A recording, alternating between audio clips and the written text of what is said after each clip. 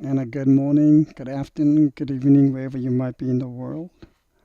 This is Hedging Lee again with Saturday morning update for Bitcoin. So let's see what happened overnight. But before that, let me give you a quick summary of the fills that I got. So far I have fills that are total number of rungs, 7.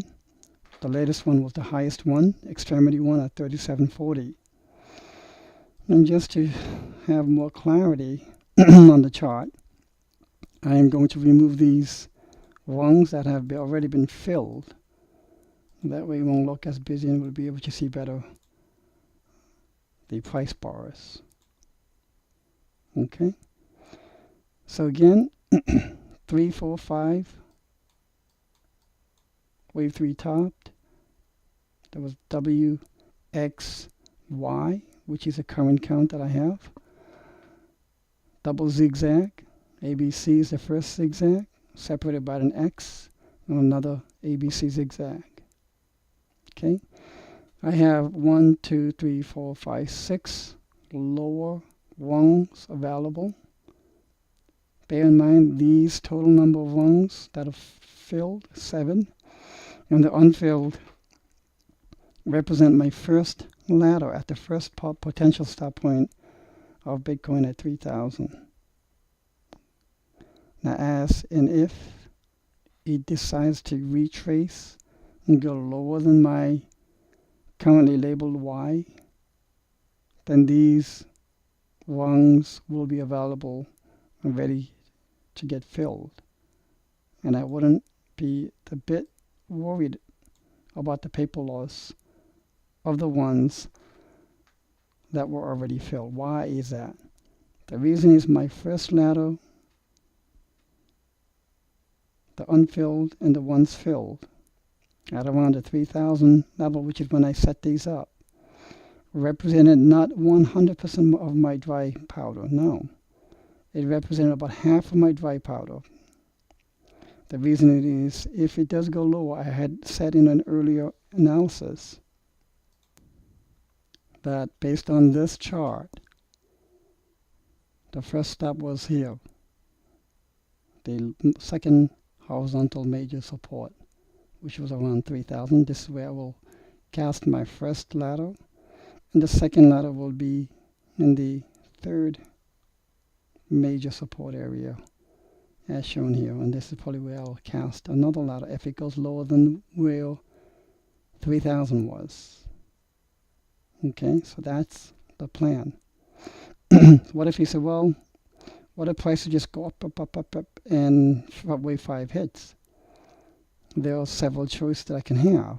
Once I get that confirmation that wave 5 is in an uptrend, and that there had been a trend reversal confirmation, then what I will do is I may right here at the first horizontal resistance, most likely prices will bounce off here, start setting the remainder of my ladders.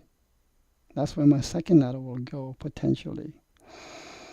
So you have to look at the supports, resistances, and scenario to decide on where potentially you will be setting not just maybe one ladder, but multiple ladders as well. Okay. So back to the charts. What happened overnight? Let's see.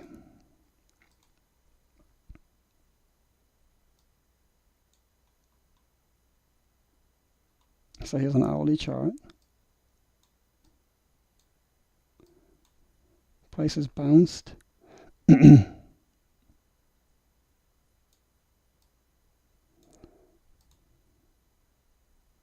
And based on lower time scale, what I had charted before was 1, 2, 3, 4, 5. Overnight, it hit this resistance here. And it bounced off in 3 waves so far. 1, 2, 3, 4, 5. So if this was then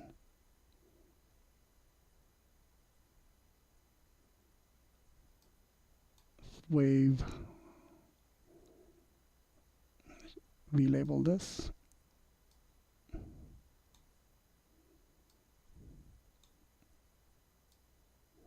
So I will call this wave 1, wave 2. Form looks better that way too. 3, 4. Does 4 overlap with 1? No. Plenty of space in twice. This diagonal, ending diagonal, was a key indicator that there will be a temporary correction, which there was.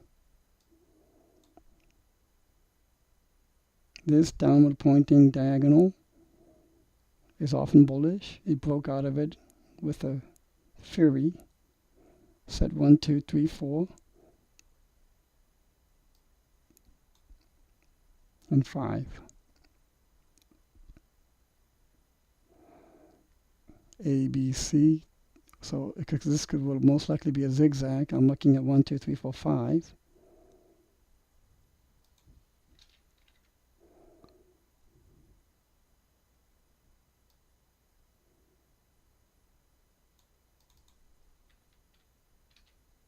Potentially put an A there. B will end somewhere here. Or C, after that, in a 5 wave of its own, will go here.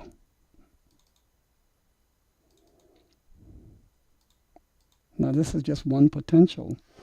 Remember, when you don't have a crystal ball, you have to look at multiple scenarios. So you can call it A, B, C. So these 1, 2, 3, 4, 5 waves made up what? Wave 1 of higher degree. Wave 2 of that higher degree could be here.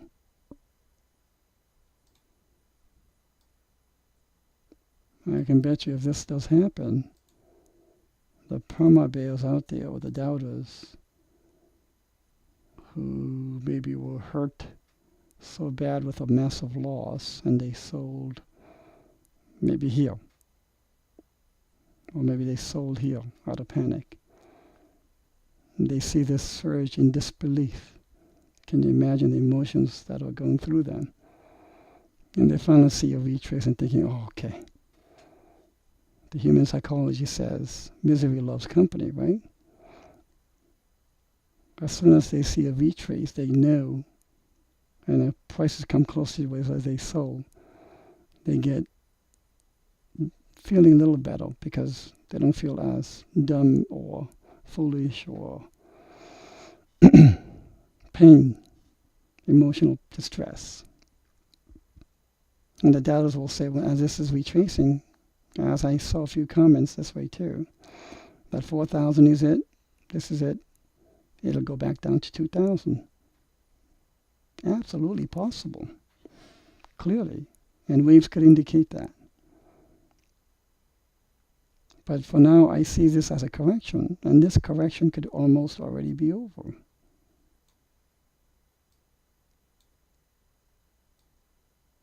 Why? This is in the realm of the previous wave 4. And if that's the case,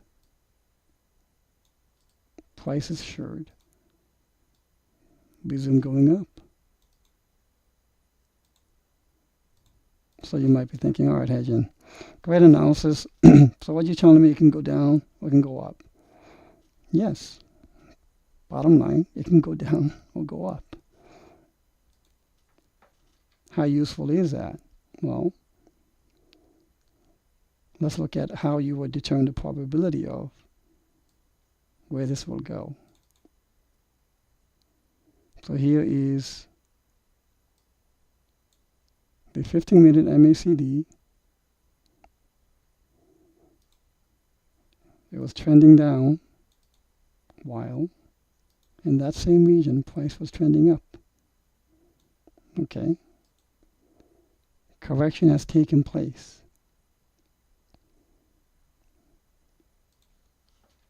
And once this starts picking up, and makes a new higher high, somewhere in this region, let's say. And as prices keep going higher, that would be a good indication that possibly C correction for wave 2 is in. Until that happens, this is the scenario that I'm going to keep. So 1, 2, 3, 4, 5, A, 3 wave B, 1, 2, 3, 4, 5, C for wave highs, higher level wave 2 as a zigzag.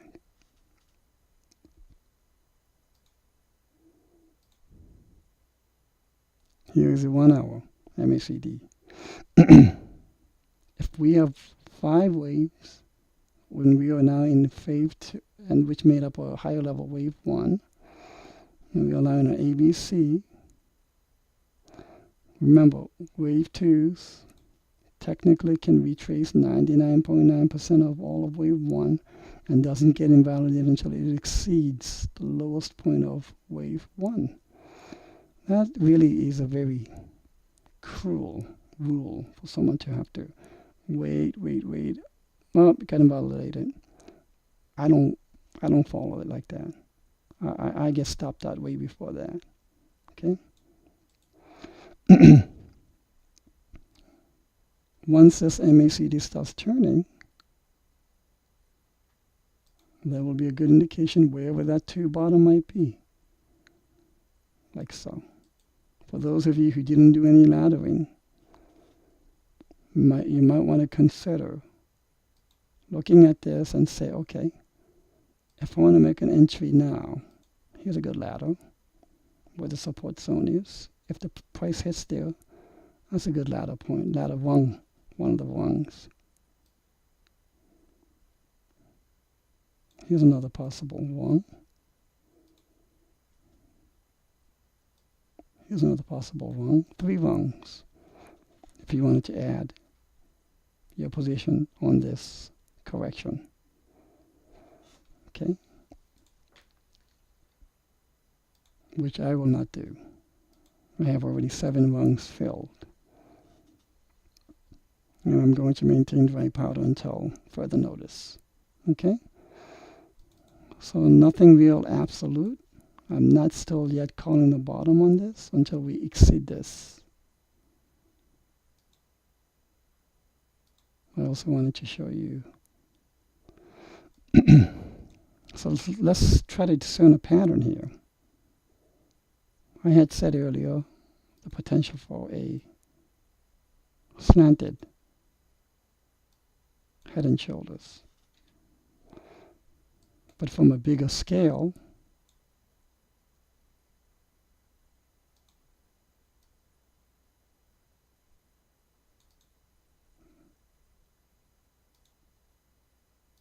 pattern of this type is just as good, just as bullish. And if that neckline is breached, nothing there is there to stop it, especially given how oversold Bitcoin had been over the last couple of days. Okay, so this will be the left shoulder, head, and right shoulder. And if you do the minimum calculation from taking the price point at the lowest point of the head to its corresponding location on the neckline, whatever that math turns out to be, I'm not going to take the time to calculate it, but simply on a chart,